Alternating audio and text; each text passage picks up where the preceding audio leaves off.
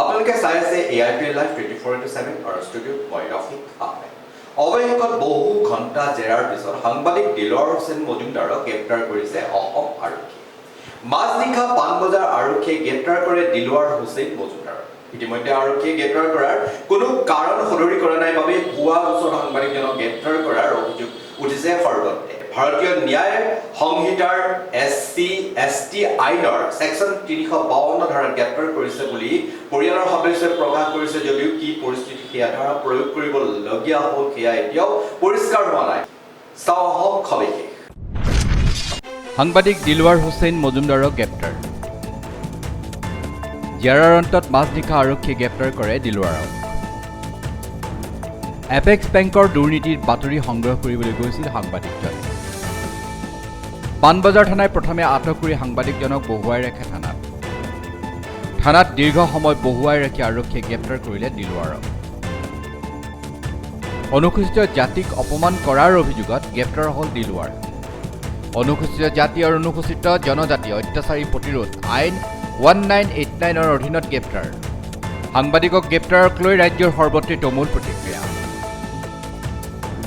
ভুৱা গোচৰত আৰক্ষীয়ে সাংবাদিকজনক গ্ৰেপ্তাৰ কৰাৰ অভিযোগ।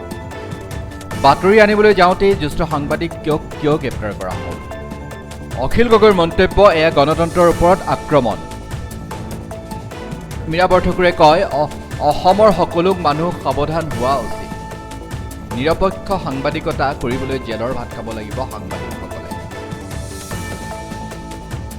পুনৰ কৈছো, সাংবাদিক দিলৱাৰ হুছেইন মজুমদাৰক গ্ৰেপ্তাৰ। সাংবাদিকক গ্ৰেপ্তাৰক লৈ ৰাজ্যৰ সৰ্বতে তুমুল প্ৰতিক্ৰিয়া। এডভোকেটক লগ কৰিবলৈ দিয়ক। কাৰণটো জনাওক। ন্যায় চবৰ কাৰণে যদি অপৰাধ কৰিছে জেললৈ পঠাওক। ইয়াত বহুৱাই কিয় থৈছে ঘণ্টা ঘণ্টাকে? আমাক সেই কাৰণটো দিয়ক, কাৰণটো জনাওক। ইমান ডাঙৰ অপৰাধ কৰিছে, ইমান সময় ধৰি আলোচনা কৰি থাকিবলগীয়া হৈছে। এবাৰ OC ছাৰক বাহিৰত আহিব ক'ব।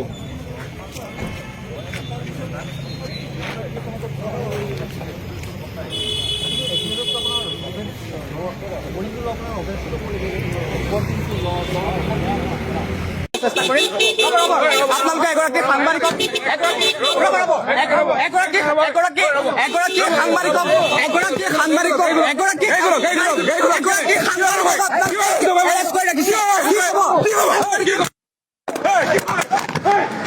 এয়া দেখিছে, এনেকৈ দেখিবলৈ পোৱা গৈছে।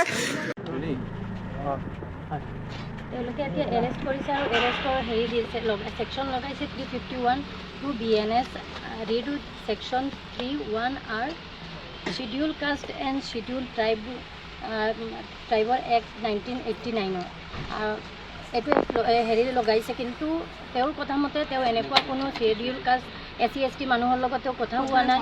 তেওঁ MD মাতি নিছিল, তেওঁ শইকীয়া দম্বৰু শইকীয়াৰ লগত তেওঁ কথা পাতিছিলে আৰু তেওঁ ভিতৰত মাতি নিছে, উইলিংলি তেওঁ মাতি নিছে।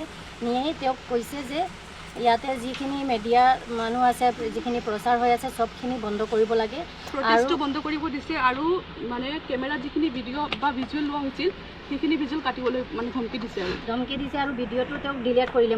মোবাইলটো নি কেনে ভিডিঅ' ডিলিট কৰিছে আৰু কৈছে যে যদি এইখিনি ইয়াতে বন্ধ নহয়, ভিডিঅ' ডিলিট নকৰে, তেওঁলোকে মানে কোনটো পৰ্যায়ত যাব পাৰে সেইখিনি তেওঁলোকে মানে কৈছিলে। তাতে তেওঁক ধমকি দিছে, তেওঁক মানে বহুত প্ৰেছাৰাইজ কৰিছে। তেতিয়া তেওঁ নিজে মানে তাতে পুলিচে কৈছে বোলে আপুনি এবাৰ যাব বোলে।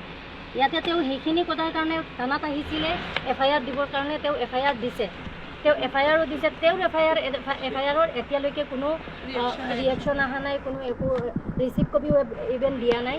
আমি এতিয়া সুধিছিলোঁ যে হেৰি তেওঁ দিয়া FIRখন ক'ত আছে? তেওঁলোকে ক'লে OC তাত আছে, সেইখিনি আমি নাজানো।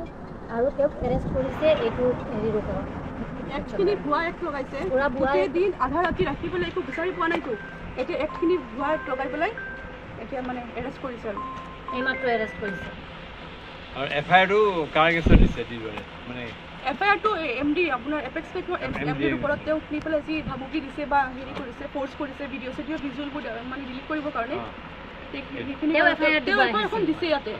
সেই FIRখনৰ কোনো হেৰি নাই আৰু একশ্যন লোৱা নাই। আৰু তেওঁ ভিডিঅ'খিনি ডিলিট কৰি ইয়াত থানাই কৰিছে, তাতেও কৰিছে, তাতে তো ধমকি দিছে।